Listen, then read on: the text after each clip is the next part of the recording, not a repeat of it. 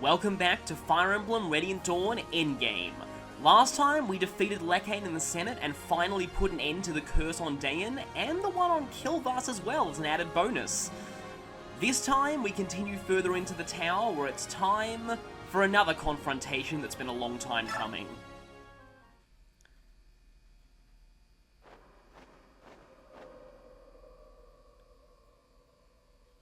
No map narration this time. I kind of miss it, actually.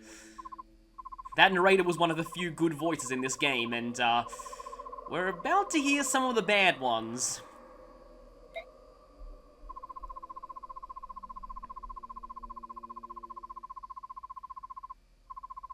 So, the Tower of Guidance is a TARDIS, apparently. I like how you can see all the map models of the people that you personally brought to Endgame there behind you.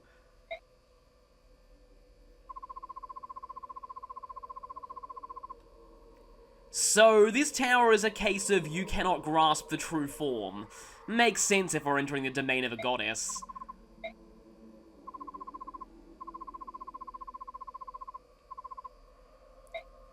However, we should be fine. Apparently, if you're focused enough, then an eldritch location won't affect your mind at all. So, Yune's speech on Desire is much, much longer in the extended script. She gives a really, big paragraph on this there.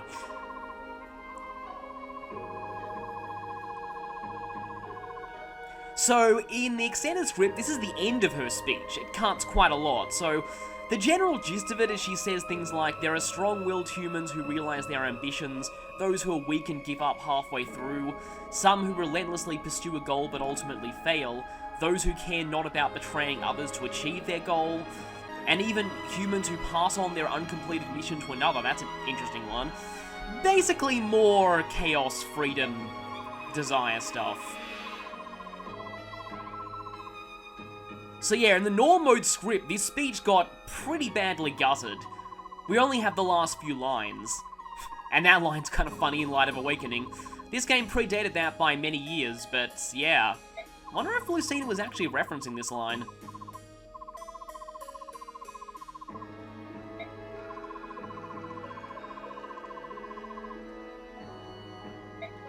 That's a good point made by Ike there.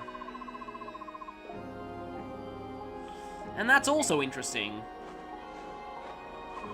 Suddenly they're at the bottom of the stairs. Yeah, as always in these kind of Shin Megami Tensei-esque situations, neutral's usually better, unless you're talking about the remake of Strange Journey. And interrupted backstory.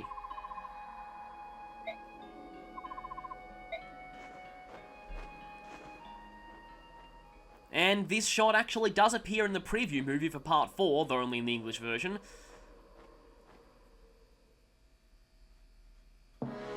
Yep, that thing can only mean one thing.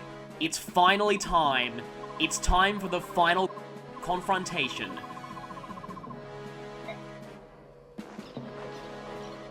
Hey, get away from Valencia, you random soldier.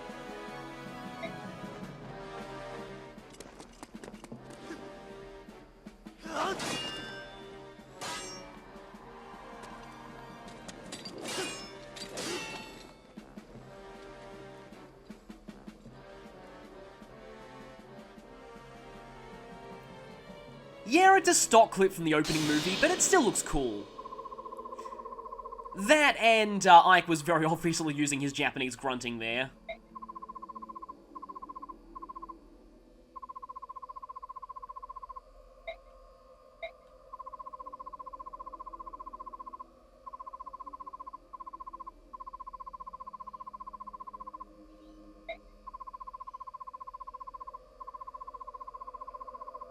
And as a result, that one song only ever played in cutscenes.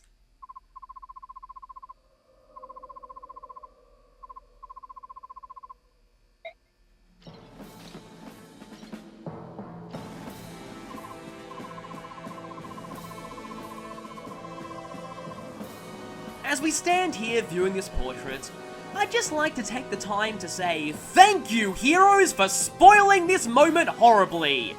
You're welcome.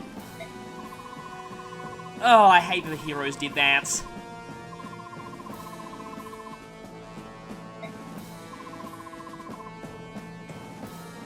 So, here's a bit of a weird moment. I'm actually going to have to cut here, because there's another whole batch of dialogue in this scene that only plays if you brought Tiban to Endgame. So, I'm going to have to go back, do Endgame 1 again with Tiban in my party, just to show this, because it's actually pretty significant, although all it really does is reiterate information that we already knew.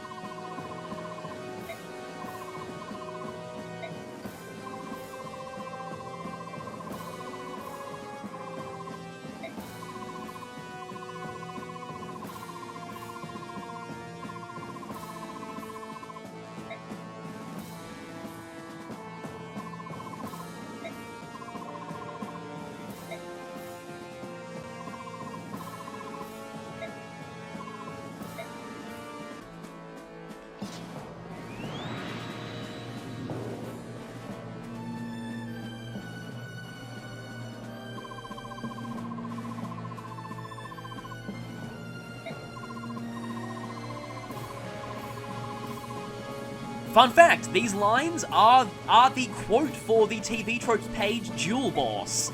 Sums it up pretty well. No draw, no escape.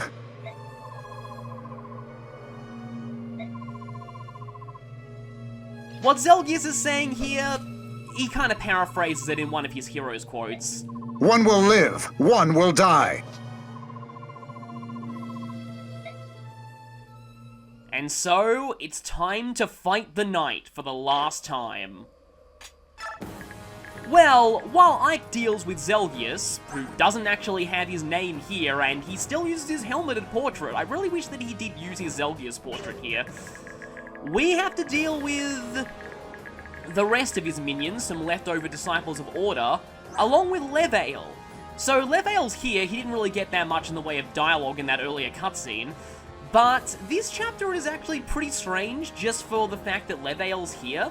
You might notice that Levail has a drawable weapon. It's the SS ranked lance, the Wishblade. Massively powerful in 1 to 2 range. You want to get this if you have any lance users in Endgame. And here's the thing. This is a defeat boss map, and the only boss is the Black Knight. When Ike wins his duel, this map is over.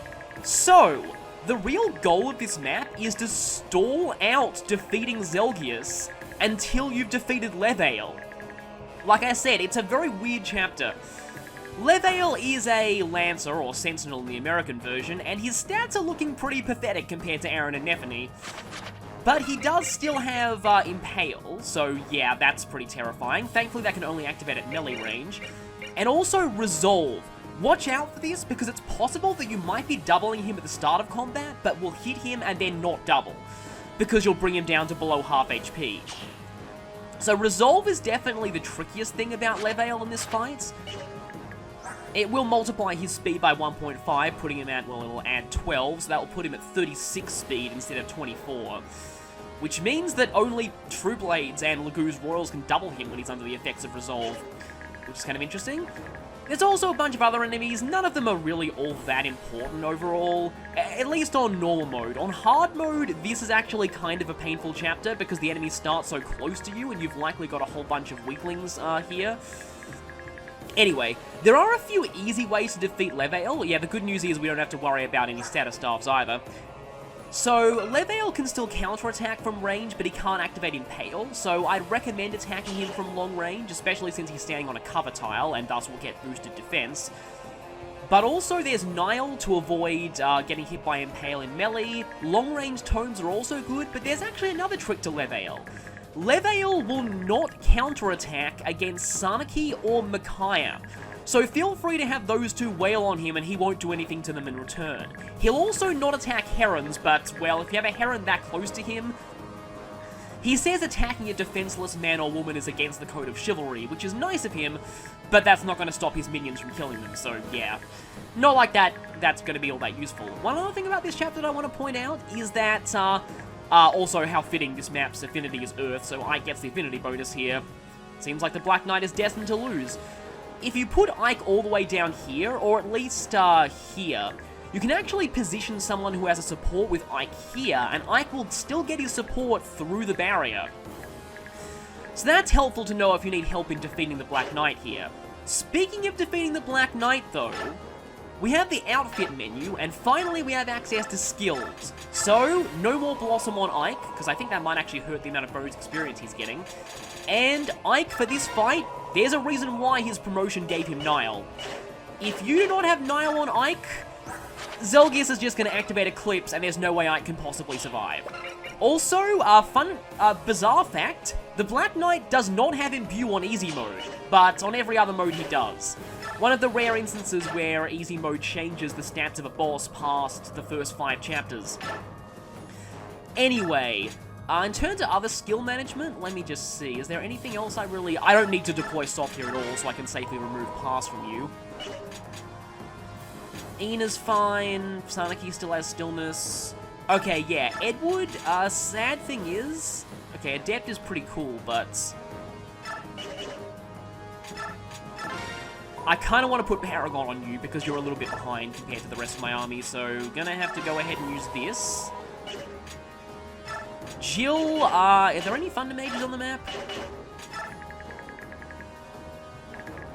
Doesn't look like there are any mages on this map at all, actually. So, Jill, no Nullify on you. And instead I'll give you... There are quite a few useful skills you could take, but you don't really have a lot of capacity for them. Paviz is kind of nice. Actually, how about Parity? Parity, and I have room for something else too. Parity and... Pass, I guess. Soren, you're fine. Rolf's fine. Mia's fine. Elincia should be... Yeah, Elincia's fine. Nephany, I think she's okay. Aaron is... I'm not too sure about Provoke on Aaron at this point, but Aaron's probably fine. Peleus, getting you into Wrath range is actually kind of difficult, so are there any better... I don't know.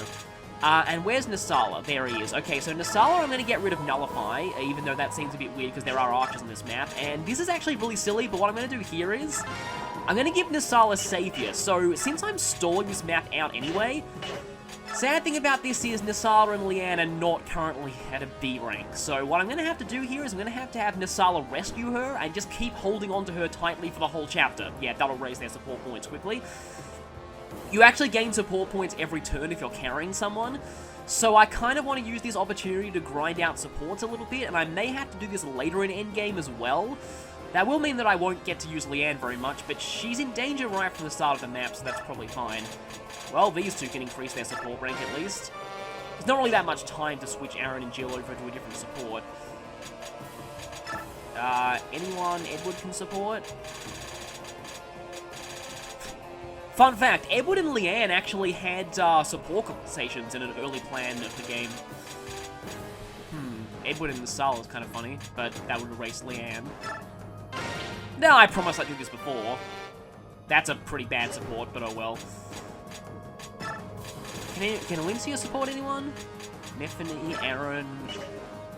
No, Neffany's currently supporting Rolf.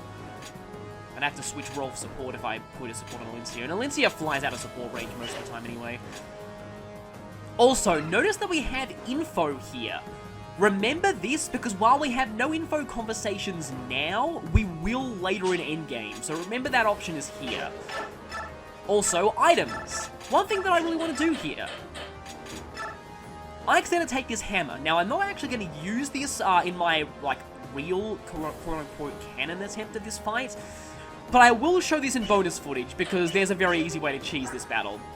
Speaking of which, yeah, Ike has one less speed than he needs at this point, so what I'm going to have to do is bonus experience him, but before that, I'm going to go ahead and save. Now that save is done...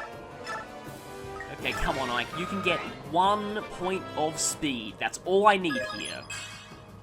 Yes, that's exactly what I needed. So, yeah, now that he has 34 speed, he will be doubling the Black Knight. So anyone else who could use some bonus experience here? I mean, Nasala's technically better off bonus experience on all of his levels. Yeah, I might as well give him 1 bonus experience level. Come on, Strength. Please, Strength. Good. That is, in fact, Cap Strength, so Nasala now has 40 when he's transformed. Who else? Edward's not quite at the point where it's better to bonus experience him than leveling him normally. Jill is, though, so I'm going to give Jill 1 bonus experience level. Oh, that's fairly nice. He could use a little bit more. Soren definitely is. Yeah, from now on, the majority of my level ups in Endgame are going to be via bonus experience. Rolf, nah, he's still better off leveled normally. Mia's better leveled with bonus experience, so I might as well cap her out with that.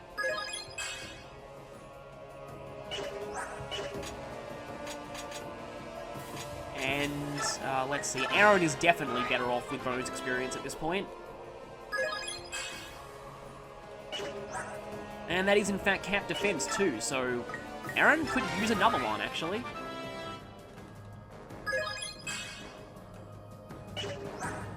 And now Cap Speed, so yeah, Aaron's definitely better off leveled up with bonus experience from now on.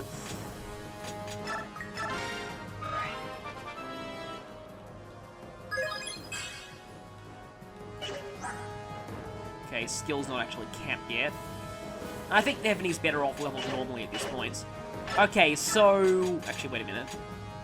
Peleus? No, Peleus is fine. Okay, so... Repositioning time.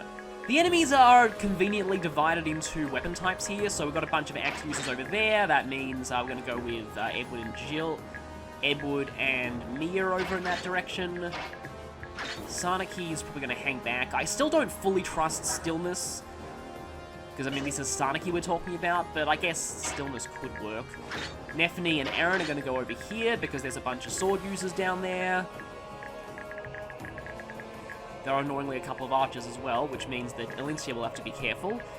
Jill and I guess Nasala will head down the... Actually, Rolf should probably head in the center. There's a cover tile right there, so someone could go there and just tank a lot of these enemies. Soren might hang back just in case I need Ike support. I don't think I actually need him to support Ike, though. Oh, and of course, no Kurthnaga and no Soth.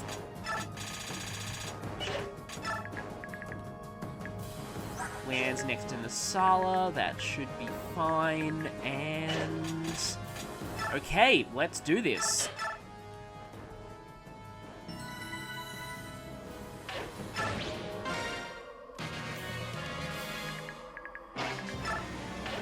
So, the Black Knight is currently standing on a cover tile, which means we're not going to be doing very much damage to him. He does have a 1% crit rate. I hate it when that happens. If Ike only had 1 more point of luck. But still, I like to have Ike just stand here, because this is a cover tile, so Ike will be taking less damage. And at this point, like I said, I just want to stall out the battle with Zelgius. There are a whole bunch of lance users down there, so I think Edward will actually stay away from them for now. And just go as close as possible as he can to these warriors. Wind edges don't really cut at this point in the game, but yeah. And I remove the depth of things, so I actually need crits here. I have to equip them though, otherwise those snipers are not going to die. And I believe these stairs on the sides will spawn reinforcements later on, so just beware of that. You know, maybe I should trade the Tempest Blade over to Edward. The only real reason I had it on me was because at the end of this chapter, Edward's going to be getting a 1 to 2 range weapon. But we're not at the end of the chapter yet. Okay, next up. I guess Aaron should head down here.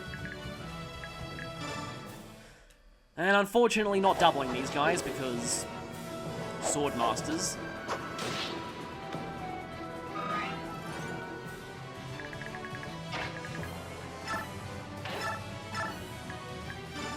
And not even Nephany is doubling them. I love how the barrier looks in the background there. This is one of my favourite maps in terms of overall visual aesthetic, even though gameplay-wise it's basically just a giant room with not that much in it. Okay, and now this looks silly, but actually the double bow is wearing out a little bit.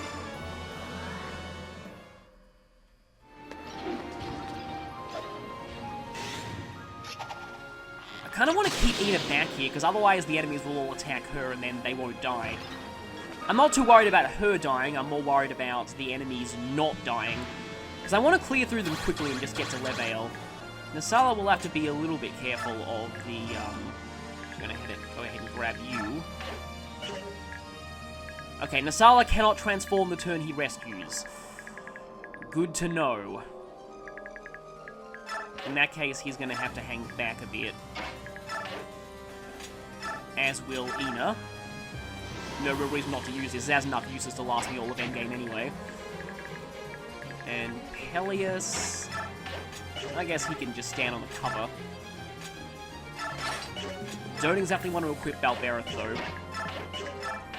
I guess Soren can also stand on the cover. Does have Blizzard. Ah, yeah, okay, so yeah, this is actually not going to be doubling, because one hit will push him into Resolve, but if you want to get the Wishblade and finish the chapter really quickly, Siege Toming the boss, Siege Toming Leveil is definitely a good way to go. Valencia...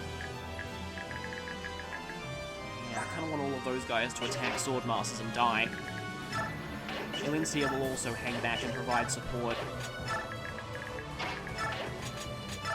Got to also remember that cover is not going to affect flyers.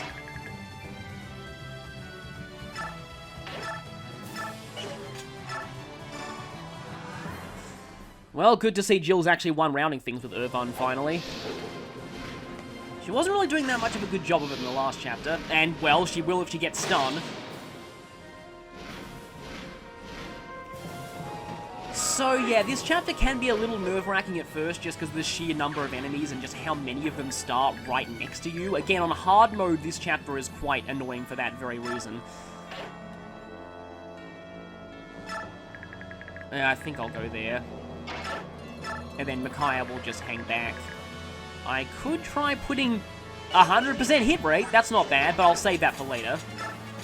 Let's just not equip sleep though. And Ike will stay where he is. Totally saw that coming. I probably should have used a ranged weapon on Jill, but oh well. Those are higher hit rates than I expected out of you guys. And you have a ranged weapon, but it's a weapon trial with advantage. I like all those statues in the background too. I guess something interesting that I could talk about here is that this map holds a bit of a special place in my heart because this was the setting of the very first video that I ever uploaded to YouTube. It was, I'm kind of embarrassed about it now, it was called the Underrated Character video, and it was recorded at a time when Zehawk was considered underrated in this game, so that really should tell you something. But I was using characters like Meg and Astrid and, not Fiona. Definitely not Lyra. And, as well as Rolf and, a few non-underrated characters like Nolan. I also used Khalil because Khalil's kind of interesting, and that was the first time I'd actually really used Rex Flame. Which its animation is really cool. It basically hits the enemy with a giant river of lava. And there's that. So, look, Peleus has the best speed of all the sages, but oh wait, it's still terrible. Showing. Yeah, I really should have switched the Tempest Blade over to him. I can correct that later, though. We kind of appreciate a crit here. But I probably won't get one. Nope. But yeah, that was recorded just with a camcorder. Not even an actual video camera, just an actual physical digital camera.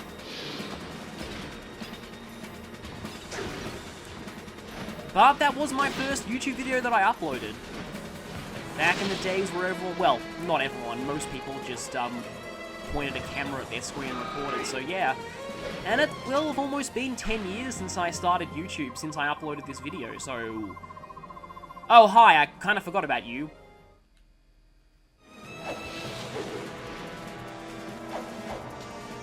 I should not have put Jill too close to you.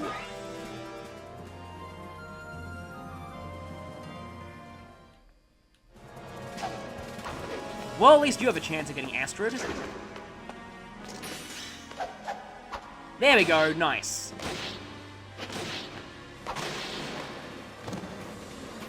Have we ever seen all 5 hits of Astrid in this whole playthrough? It's very rare you see it, since in this game every individual hit is full damage, and why are you not getting strength?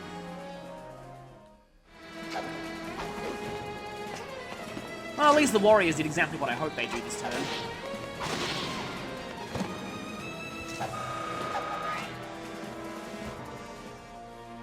Paragon is pretty fun in Endgame still. And now you guys. I hope a few of you get impaled. That's a really horrible thing to say normally, but it makes sense in context. Well, one of them did. Nice. Yeah, in hindsight, I should not have sent Jill down there, or I should have had her a cripple range weapon. Because if Rolf had just been down there, everything would have attacked him, and they probably all would have died, because he's on a cover tile, he can't really take much damage, and he has 1 to 2 range, but oh well. Okay, good. Very good. Keep that coming, Aaron. Oh, well, one of them went for Nephany. Now you get impaled for good measure. No. Yeah, objectively speaking, I generally like to put Nasala in range of all of those Swordmasters because he's one of the few things that doubles them. That and your own Swordmasters, well, True Blades. That was actually a necessary adept, surprisingly enough. Yeah, because while Orange Crush is a forged weapon, it is still a javelin, so yeah. Already, there's not that many enemies left on the map.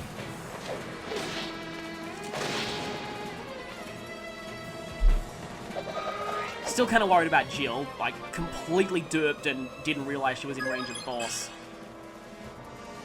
And yeah, this is why it's better to both experience Aaron at this point. Yeah, I kind of figured that would happen. And she's right in front of a sword general, too.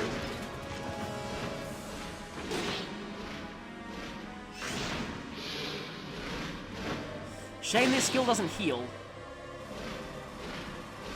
I'm still extremely glad that there aren't any status staff used on this map, at least not yet. There might be some incoming, but... And there's that sword general I was mentioning. You had better miss. Good.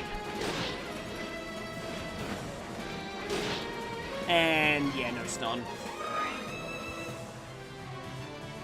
I guess now I haven't actually gone on this tangent yet, but regarding weapon triangle in this game. So it doesn't exist on hard mode at all, and I've always said that it doesn't really make the game any harder. It just makes axes even better than they normally are. And considering that some of this game's most broken characters use axes, it just makes the balancing issues even worse. Peleus is standing on cover, so yeah, he's not going to take much damage from this. I just really hope he doubles, though. So there are a lot of people who, like, have suggested how this could have been changed, and I read on a forum someone suggested having the effects of the weapon triangle doubled or even tripled on hard mode to really punish you for attacking enemies with the wrong weapons. And while I think that's a decent idea in theory, in practice it makes if Weapon Triangle was tripled for you as well, it would, again, make the game even easier because people like, you know, using someone with Weapon Triangle advantage would tip the combat massively in your favor. So you could, I guess, do Weapon Triangle penalties for you are tripled, but Weapon Triangle bonuses for you are not. So like, or like, Let's see how you handle this. you know, effects of the Weapon Triangle are tripled, but only for enemies. I think that's one of his hero's quotes too. And we have this theme again. Be prepared to see a lot of double Nile.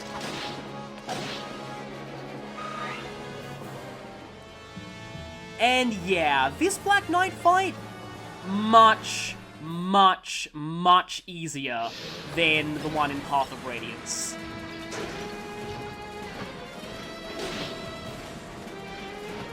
But it really does show how far Ike's come from a story standpoint.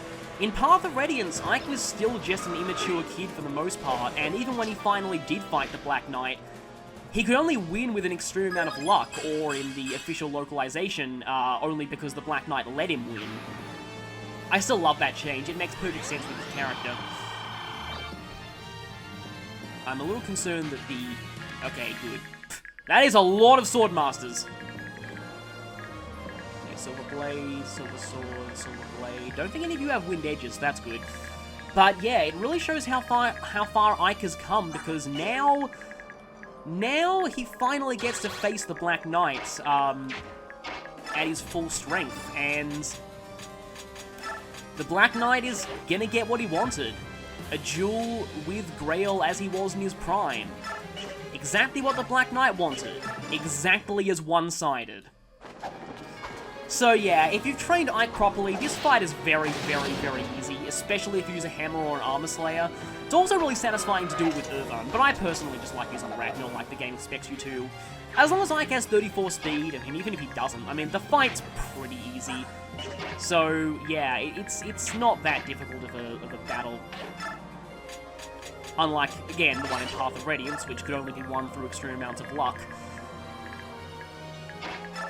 Anyway... You know what? Yeah, now this is why you do not have Sanaki fight anything unless you're confident that she can one-shot them. This is with standing on cover, by the way, I just realized. So she would have got exactly one-shotted if she wasn't. Yeah. It really says something about Sanaki that later in Endgame they actually give her an item that buffs her defense, and I'm pretty sure the only reason they did that was to stop her getting one-shotted by the final boss. Okay, Rolf, let's see, let's try taking out some of these snipers with him. Rolf actually was on my underrated playthrough team. I was originally planning on doing a third playthrough and recording the final battle where I used all paladins.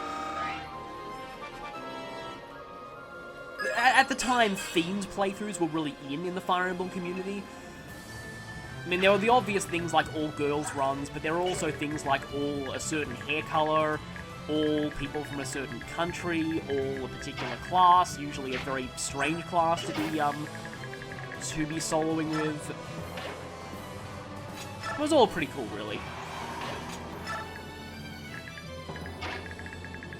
Okay, there's a whole ton of generals down there, and I needle into you to heal Jill, so I am not going to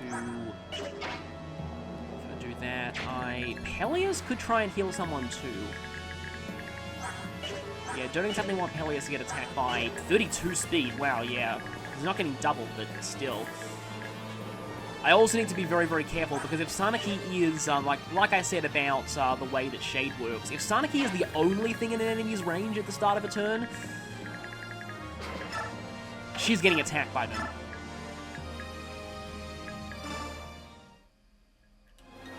I guess Peleus should be okay if he goes here. Oh, I forgot to give someone Matrona. Okay, next chapter, I'll be arm-scrolling Micaiah up to SS ranks in both light and stars, because everyone else in my army has SS ranks in the weapon type they need, and you can't use arm scrolls on Laguz, so there's really no reason not to use all 4 of my arm scrolls on Micaiah at this point. I mean, I could try and get Sarnaki to an SS in fire, but Cymbeline is way better than Rex Flame for her anyway. Okay. Darnethony she needs to be healed a little bit too. Might actually have to use Fortify this turn.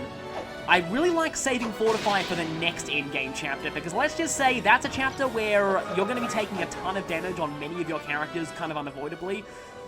So I like saving Fortify for then. I do have the Hammer and Staff, so I can Hammer and Fortify if I want to. I'm not sure if I'm pronouncing that staff right, but still. Okay then. Kind of wish Aaron and Nethany had a support going at this point.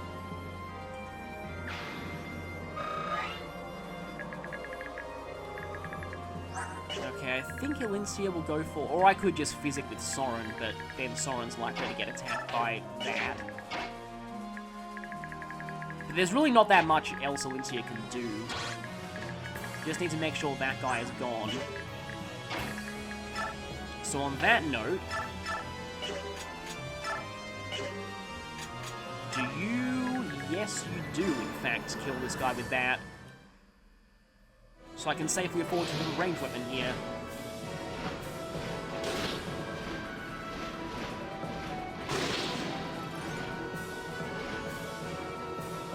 Obviously, the fact that Nasal is currently carrying Leanne means that I'm not playing this as efficiently as I could, but I really want them to get to an A by the end of the game, and I think just having,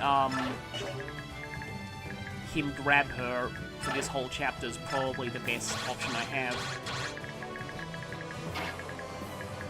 Okay, so Elincia is going to... In terms of other snipers, though... Yeah.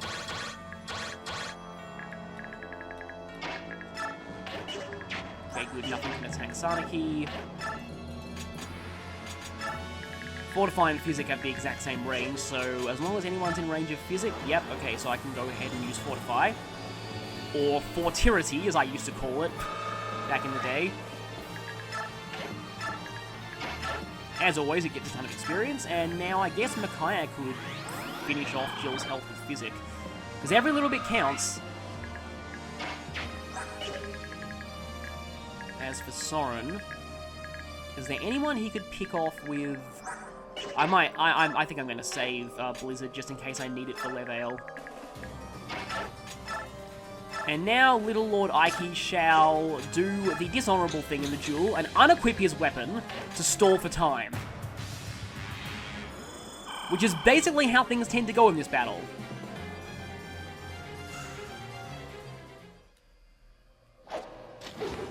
I love how supports still work even if you're rescuing someone.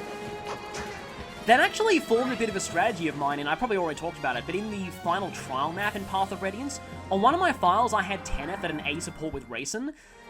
So basically what happened was that she rescued him with Savior, and thus got the benefit of her Earth support while carrying him. That was actually pretty fun. That reminds me of the thing that you can do in FE7 where you can keep the effects of Dancer buffs indefinitely by constantly rescuing someone, which is useful for arena abusing. But I usually don't like arena abusing. I mean, in Sacred Stones, I'm somewhat okay with it because you have the Tower of Valny, which is essentially free arena abuse anyway, so abusing at other points is kind of okay, but... Nice one, Aaron. I still love that launch and smash combo there. I'll always call it that. No, I played, yeah, Xenoblade Chronicles 2 I played at the very beginning of this year, and I really, really enjoyed it.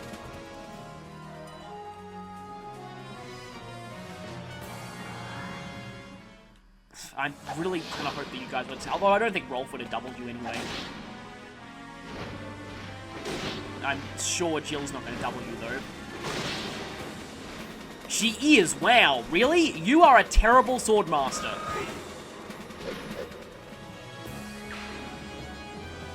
It just goes to show that, Like, the reason why speed is so good in Fire Emblem is that speed basically affects durability.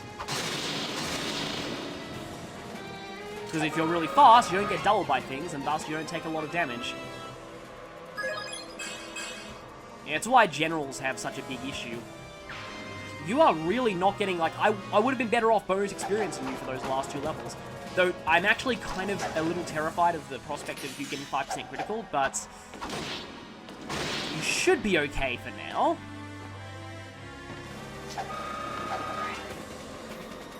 Maybe I should have put you closer to Dawn's, because Dawn would have eliminated the chance of 5% criticals. Speaking of low percent criticals, okay, good, you can get one. And yeah, both of you can still miss in this fight. And I knew it. Yeah, you know that I'd send lance users down there, so you deployed the axes. Not that it's really going to help, because there aren't many enemies left. Though I'm sure enemies will be spawning there soon. Okay, this time I will make sure that whoever goes down here is not in range of Leveil, because that would be really bad. Okay, good news. No chance of a crit from you. And definitely a chance of a crit from you yourself.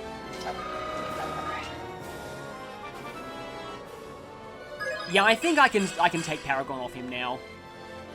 Okay, there we go. He's finally capped strength. Now I can safely bonus experience him.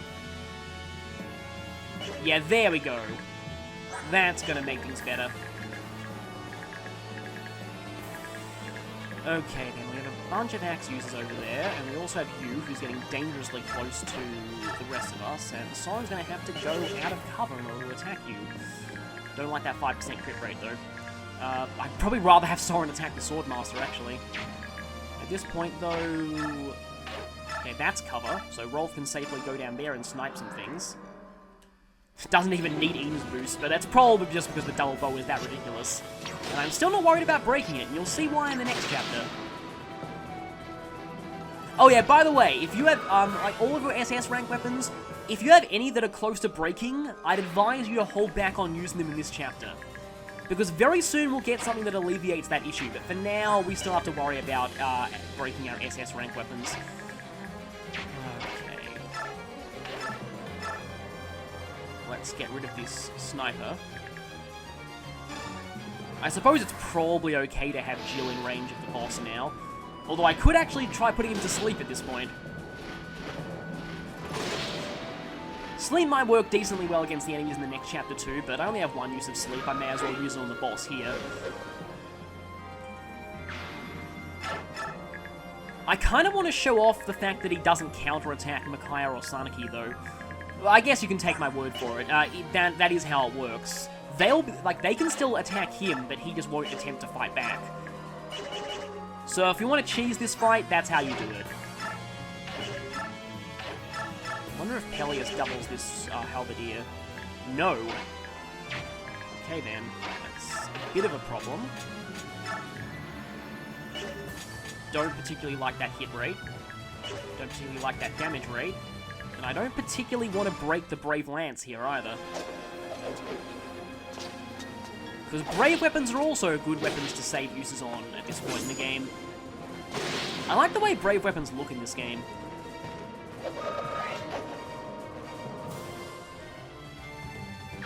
Okay, just gradually eliminating some enemies here. Does Aaron double the other warrior?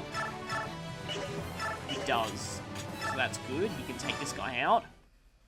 If worst comes to worst, Soren may need to meteor someone. Kinda wish Micaiah still had Purge. So that might have come in handy here. Starting to get to the point where enemies aren't getting very much experience, but we are also starting to get to the point where bonus experience is the only thing we need. Actually, Alincia could probably take that guy out. I don't really have many people in need of healing here.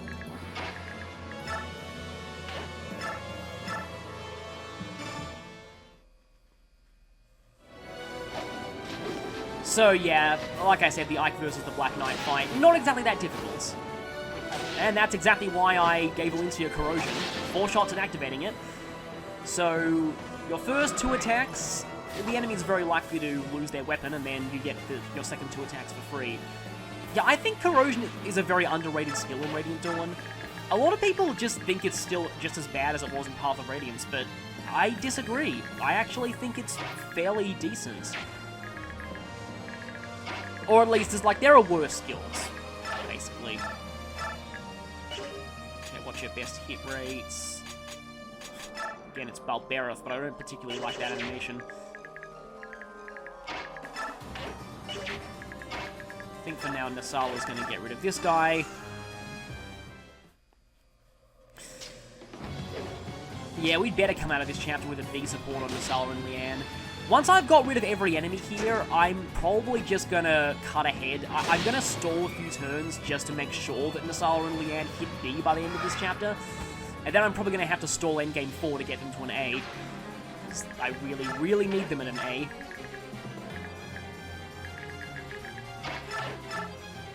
Okay, let's at least do this. And here's a downside of dark magic. Its hit rates usually leave a lot to be desired. Okay, that's flared.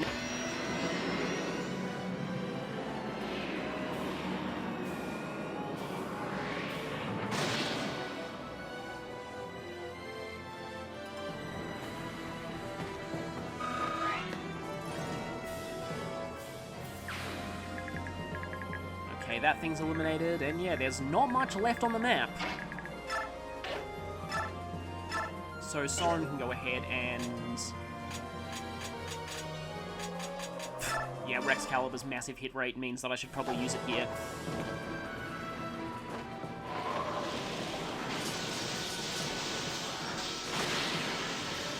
We're almost, practically done with this chapter.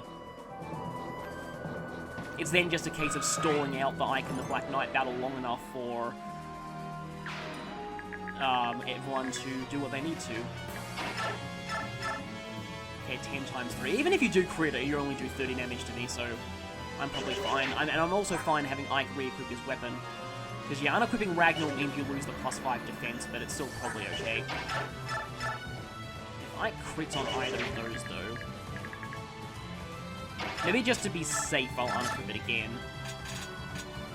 And just use the elixir, because why not? And... hi there, Leveille.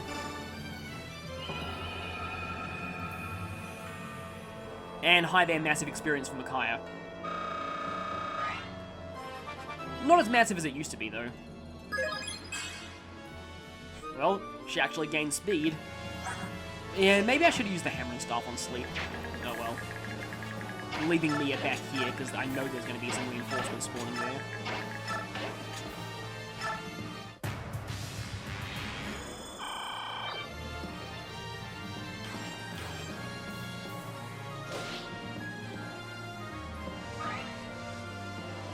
Thought so. And I thought they'd be Lance users too. So... Leveille's asleep now. We have a bunch of Lance users spawning over there.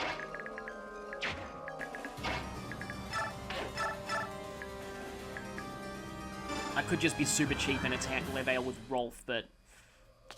I don't know. I should also mention, Leveille has some pretty good boss conversations. He even has one with Oliver. Surprising. Well, actually, Oliver has boss conversations with everyone in Endgame except for the boss in Endgame 3. But he has a particularly good one with Har, or should I say Har has a particularly good one with him. It's another case of the character that you're using feels like they should be the boss instead. You know, if I shove Methany, I can have a Lancer duel. I only have 2 more uses left on Pink Punisher, though.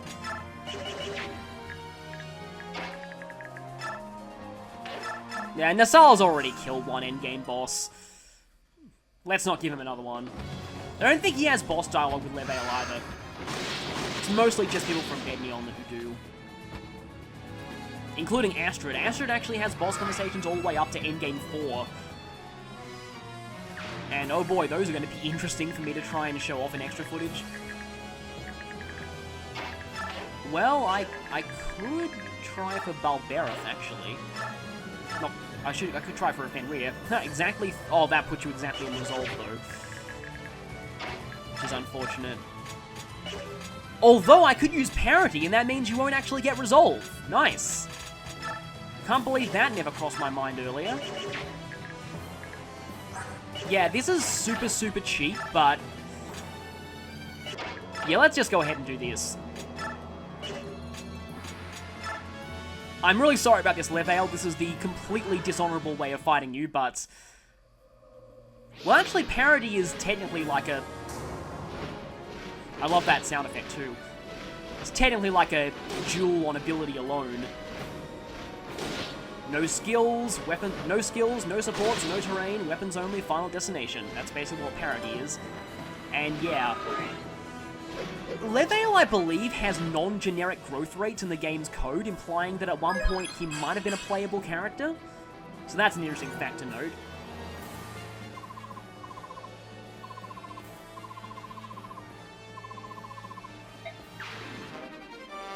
And we have that. So, normally, this is where I'd end this chapter, but I might want to stall things out a little bit longer for, and yeah, you're definitely getting bonus experience up to level 20 now, just to stall this out a little bit longer, to just make sure that Nasala and Leanne get enough supports here. Just as long as there's no risk of someone like Edward... pfft. Well, yeah, there is no risk of someone like Edward dying here. Because you don't know how to hit anything.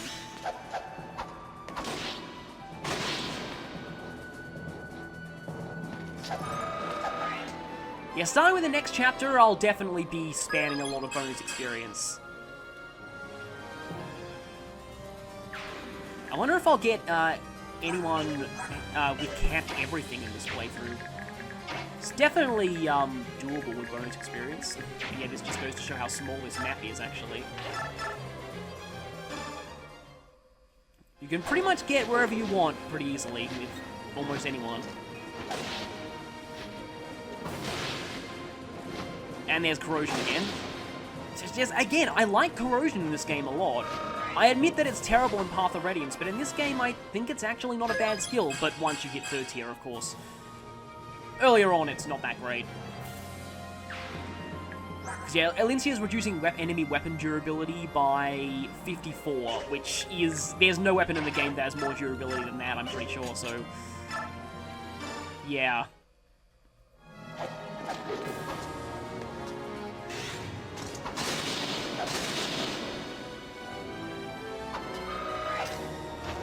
So that's almost everything gone. Apart from a couple of defenseless... well, one defenseless priest, who I think I can just leave alive for now.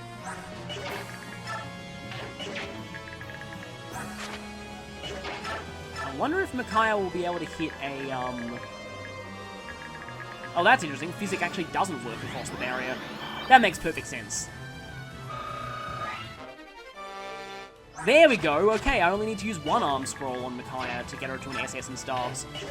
She needs to be equipping a staff at the time, though. Which, she is right now.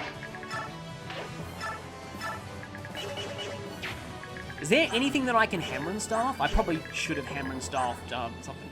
I could hammer and staff Fenrir, actually. I mean, it's not like there's a lot that I can use this on. And having extra uses of Fenrir may help later on.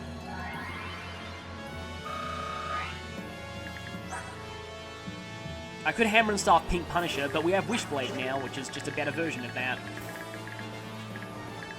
And yeah, that's pretty much all.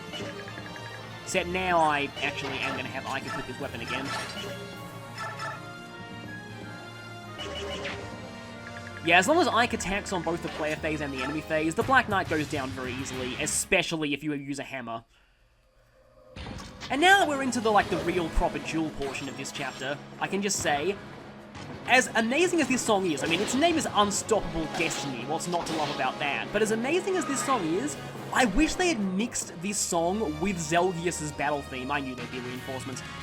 They'd actually mixed the song with Zelgius's battle theme, just for this final fight. That would have been great, like if they combined it with, what's his battle theme called again? Is it the Strong? I actually need to brave bow you. I think it is the Strong, actually. Because as it stands, the Strong may as well be named Song That Might Play When You Fight Zelgius. Yes, I've been waiting a while to use that reference. It was a pretty effective red herring, though, the fact that they gave Zelgius his own battle theme, but, you never actually get to fight him in that form. And in fact, I don't know if I've mentioned this before, but there was a question in one of Serena's Forest quizzes that was talking about faction, like enemy army names in Radiant Dawn, and saying which of these factions is not a faction that like is actually in the game in terms of in gameplay. And the answer was in fact Central Army. Despite the Central Army being so important from a plot standpoint, you never directly fight the Central Army in the main story. Everyone who does fight the Central Army does so off-screen. I always found that interesting.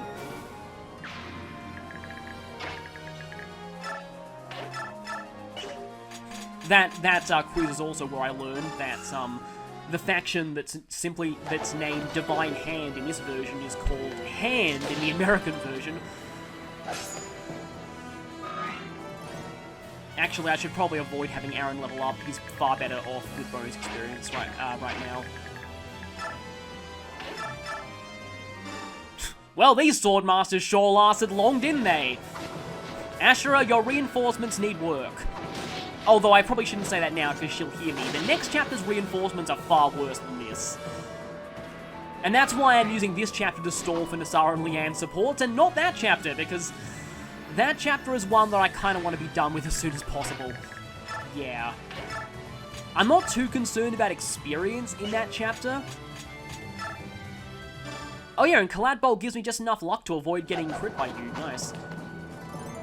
Not that you have this option in the Japanese version. But I got cancel anyway, because why not?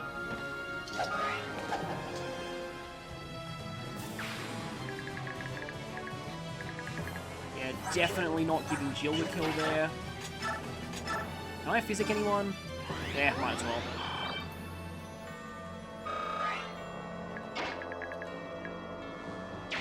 And I in fact need to waste one Fenrir use to do this. Because I don't really want Jill to get that guy, because again, Jill... But if Peleus misses this, I will have to use Jill here. That was a waste of a Fenrir.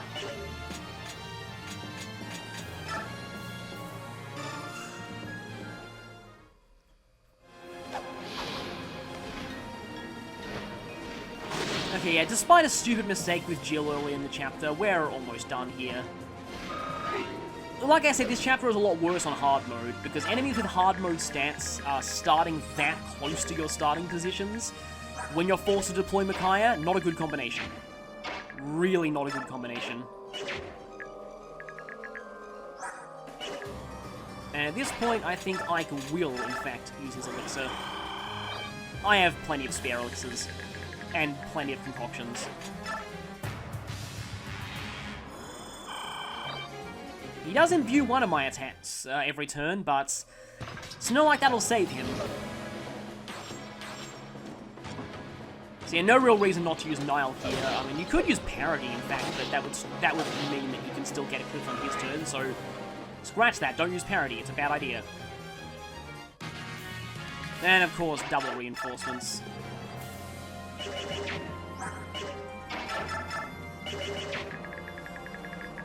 I may as well just try and end it this turn. Because at this point, I definitely would rather level up with bonus experience than normal. Except on Rolf, actually. Rolf probably needs some more kills. But at this point, I'm just going to go ahead and turn animations off. Oh, wait, no. Wait. Obviously, no. By units. Ike on. Everyone else off. Definitely don't want the final blow on the Black Knight to be landed while animations are off. That would just be silly.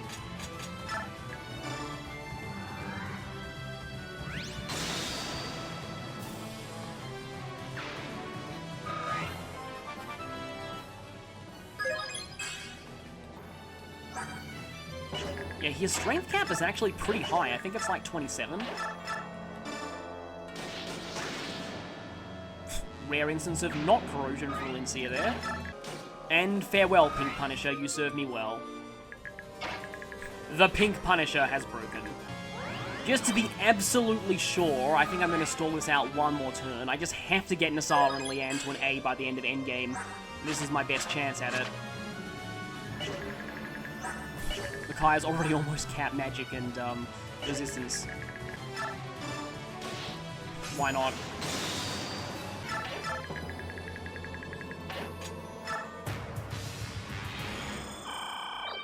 It's funny, we just had a Panacea drop, and I think there's only one time in the entire rest of the game where that's useful.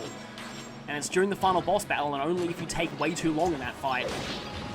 So kind of weird they give you a Panacea drop here. Okay, yeah, I can finish it next turn.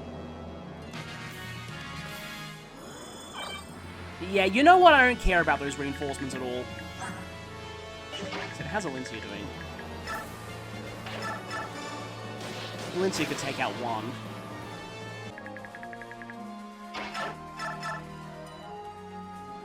Okay, let's finally end this.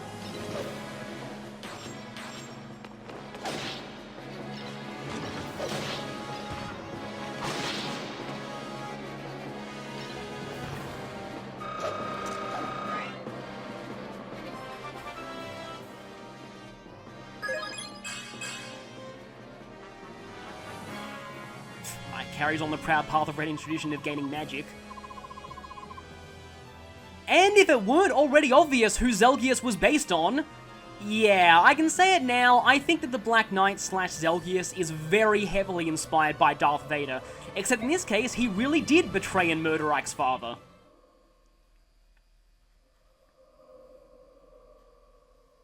Some of the parallels I can't quite go into just yet.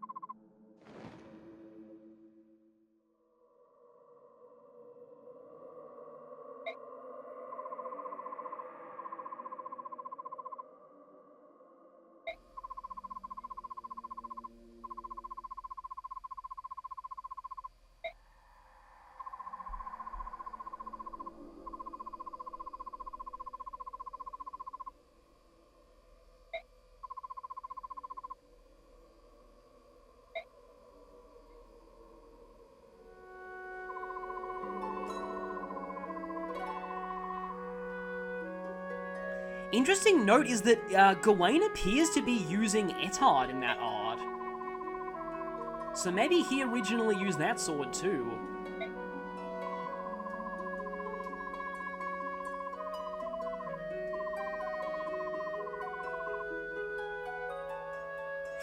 I guess while we're on the subject of Gawain, some people have speculated that Gawain was originally a sword cavalier, which would mean that the original 4 riders consisted of 2 paladins and 2 generals, just like the 4 riders as of Path of Radiance did. That'd be pretty fitting.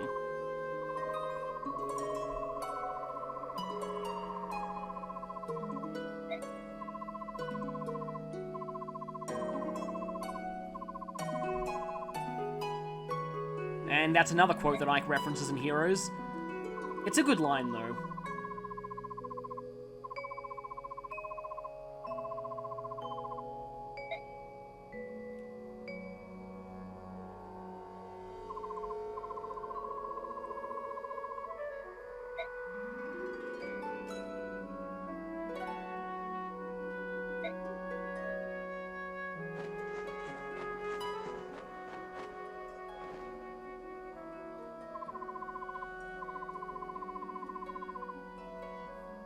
There are a few extra lines here in the extended script. Yune asks Ike how he feels about Zelgius' death, whether he's happy or sad, and Ike says, "I can't say for sure, perhaps a bit of both."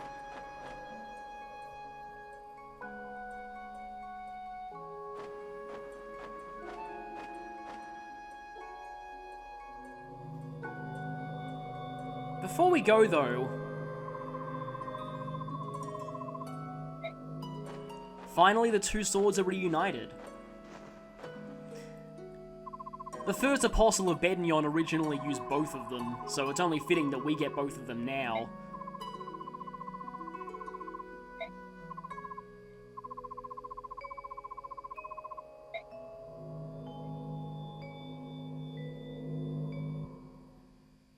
I'll just stop the video here quickly. What you're about to witness is commonly referred to as Ike's memory scene. This is your reward for deploying the Black Knight in 1 Endgame and having Ike fight the Black Knight in 3-7. I say reward with air quotes because this is another instance of a scene in Endgame being kind of ruined by questionable voice acting.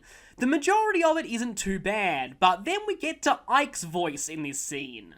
And it's something to behold. So, before we watch this scene, I'm going to give you a bit of a viewer advisory. Ike's voice in this cutscene may scar you. Either that, or you may be splitting your sides laughing. Either way, don't say I didn't warn you. What happened here?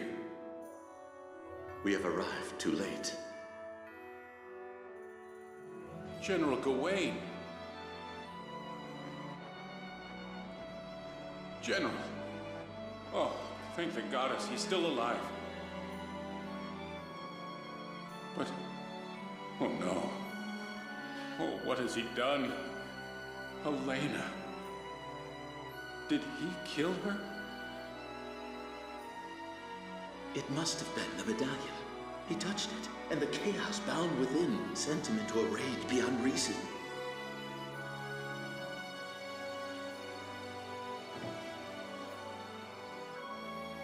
Ike, wait for me! Ah! Father! Mother! The General's children. What's wrong with them? Are they asleep? Father! Mother! They are very tired, child. Let's not disturb them. We can't leave them sleeping here. It's cold out. We have to take them home. Ike, you have to help me. Ike? I'll take them home. Will you show me the way? Yeah, come with me.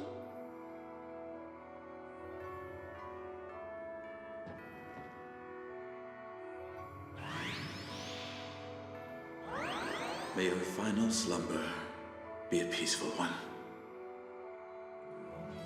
It appears the medallion was too much for Lord Ashnard.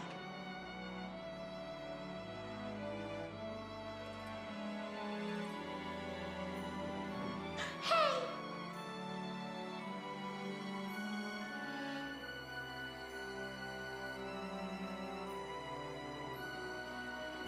No, child. You mustn't touch it.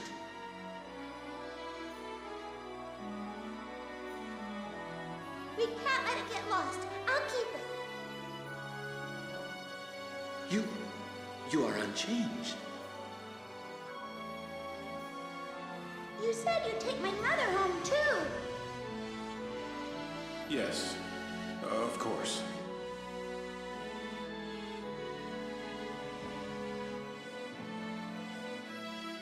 Ike, what's wrong? Why are you just standing there? Are you hurt?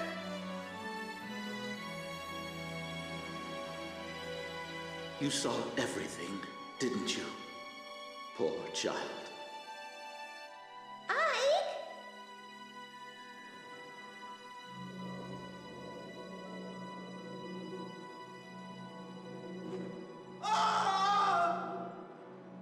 Ike, what's wrong?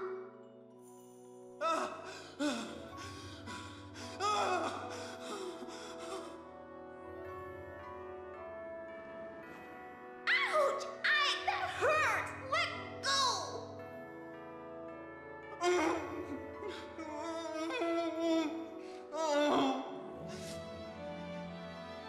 What happened? Give me a moment.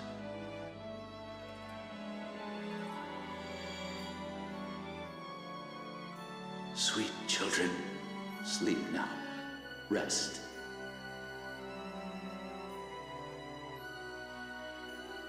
What did you do to him? Merely helped him to forget. I could not leave this memory to haunt him. It is too heavy a burden for one so young. What will you do with the medallion? The girl seems safe from its influence. We will leave it with her for the time being.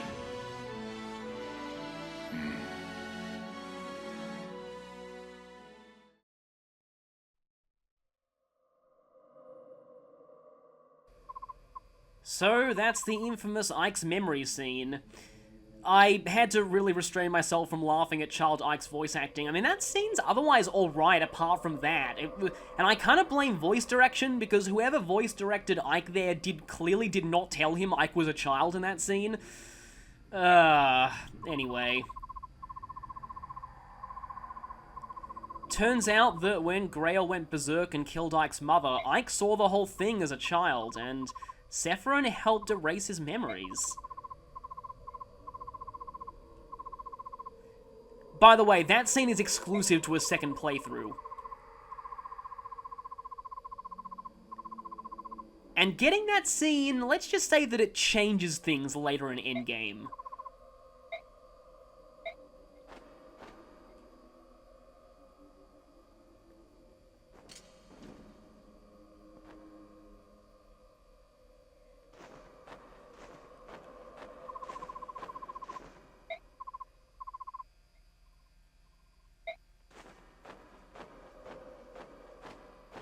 And because one flashback wasn't enough,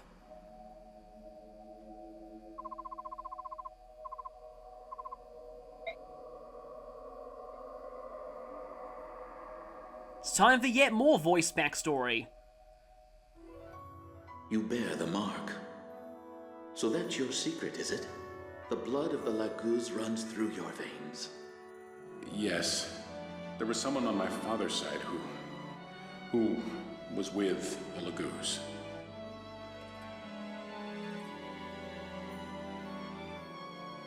My lord, the brand. Do you know of a way to remove it? This cursed thing, I'm an outcast from my family. I joined the military to escape the shame and hatred in their eyes. I live in fear of discovery. When I think that I might see that same shame and hatred in another's eyes, I come close to despair. I have lived my life alone, unable to trust or become close to anyone. Such loneliness and isolation, you poor child. It pains me to tell you that I know of no way to remove your brand. I understand. It was a foolish question. I apologize.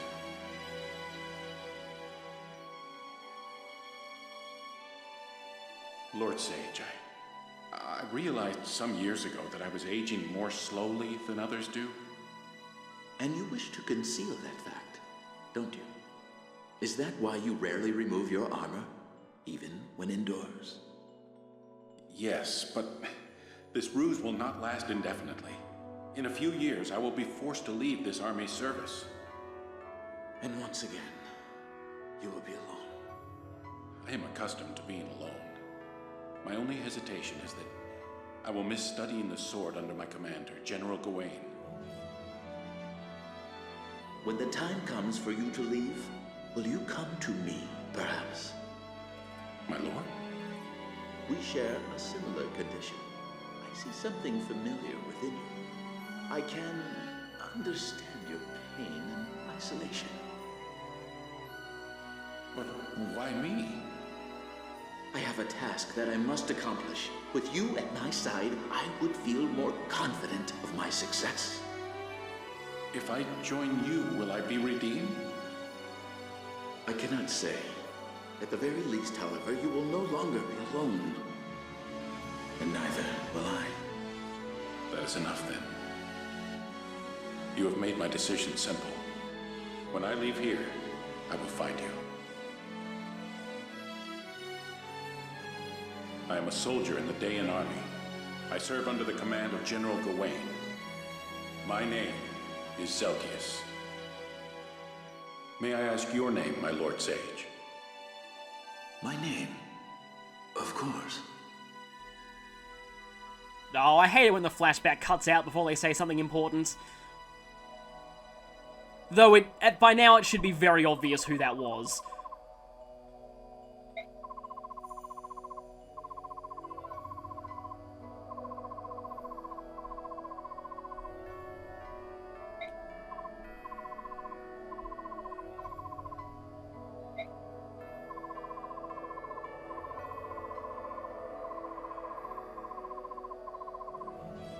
So here's something kind of weird. There is supposed to be another line here. And it's not a case of the normal mode script omitting something. This line was translated and does exist in the coding of the English version, it's just bugged and doesn't display for some reason. So, Yune is supposed to say, Micaiah, you're sad too, aren't you? You wish that the Black Knight could have stayed by your side. Again, that line was translated, and it makes more sense flowing into this one, but it just doesn't display due to a glitch. And it's one of the few glitches they didn't correct in the European version. And we finally have a Londite. And we still got full bonus experience from that. So with that, we bid farewell to, in many people's opinion, and also mine, one of the greatest villains in the Fire Emblem series. And yes, we now know that Zelgius was a branded, and it's never revealed what type of branded he was. Many people suspect Raven due to the shape of the mark and the fact that he has unusually high speed for a general and his affinity for darkness. Yeah, most people like to think Raven branded. But we've never had any official confirmation of that, so that's pure speculation.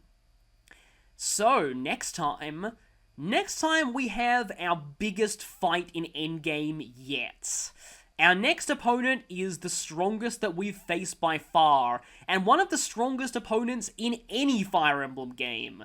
However, I think we're up to the challenge, so I'll see you then.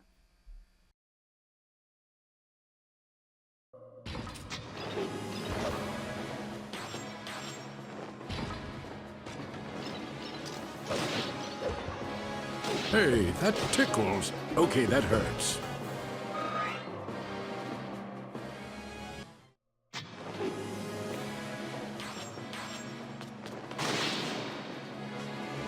Yeah, Uncle.